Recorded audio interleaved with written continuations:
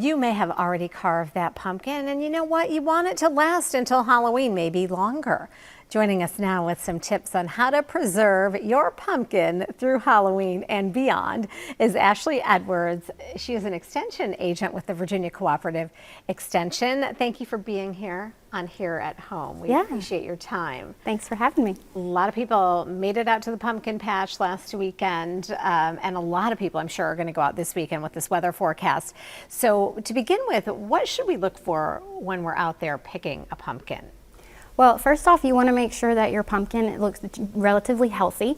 So you're wanting to look for a pumpkin, kind of like the example that I brought, that has a nice dark color. You want it to have a hard rind that's not easily punctured by your fingernail. So and that's the exterior, correct? Yes, so that's the rind. The rind, okay.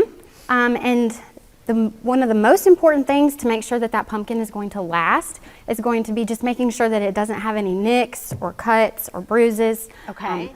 Oftentimes, if you see any place where maybe like rocks or things have scratched it or anywhere, that's going to leave an opening where pathogens can get in, and that's going to help it to rot faster. So you really want to try to find one that looks really healthy from the get-go.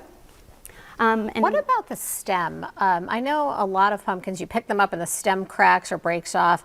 Does that matter? Is that something we should be examining and looking at? Absolutely. Looking at a pumpkin? Yeah, that stem is really a good indicator of how long that pumpkin is going to last. So you want to try to find one that has a really healthy stem to start with. Also, something that I see people do often, and I've done it myself, is it looks like a handle, so you're going to try to grab it by that stem to carry it. If you do that, especially with a pumpkin that's pretty heavy, you're going to risk that stem breaking off. So I always recommend trying to actually carry it by the fruit. You might use that handle maybe for some support, but don't try to rely on the stem itself as a way to carry the pumpkin. Okay, I've definitely done that. Guilty as charged. I think we all have, so that's good to remember. Once it's carved, though, I would imagine it's okay to use the, just to lift. Oh, sure. Just to lift the top off. That's okay. So what can we do to preserve the pumpkin once we have it at home? Is it good to carve it right away, or what recommendations do you have to keep that pumpkin looking good for a long time? Well, first off, you want to wash it. There's research out there that shows if you use like a 10% bleach solution to initially wash the pumpkin before you carve it, it kind of kills off any of the bacteria that might be on there so that it can last longer, especially after you open that fruit up. Another thing after you carve it is after you remove all of the insides and get that pumpkin dry, is you can soak it in bleach again if you want, or you can coat all of the cut surfaces with petroleum jelly, like Vaseline. Oh, and really? What that does is it creates a barrier so that moisture does not, the moisture that's in the fruit naturally doesn't dry out. I never ever would have thought of those things.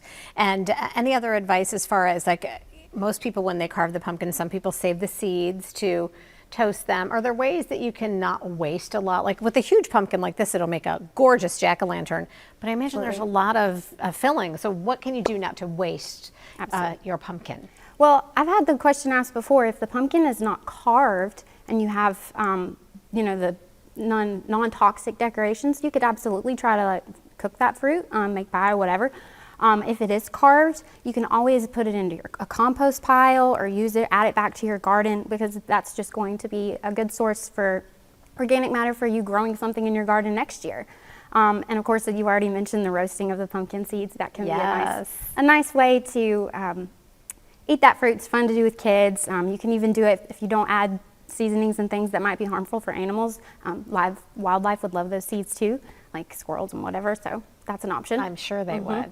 Well, thank you so much, Ashley, with the Virginia Cooperative Extension, for being here. We've got your website up on our screen there for folks at home. If you're interested in finding out more information or have a question, you're always there to answer, which is so appreciated. That's right. When folks have questions about different things. And hopefully you have a wonderful Halloween, and thank you for bringing in such a beautiful pumpkin. You're welcome. We appreciate your time. Thank you.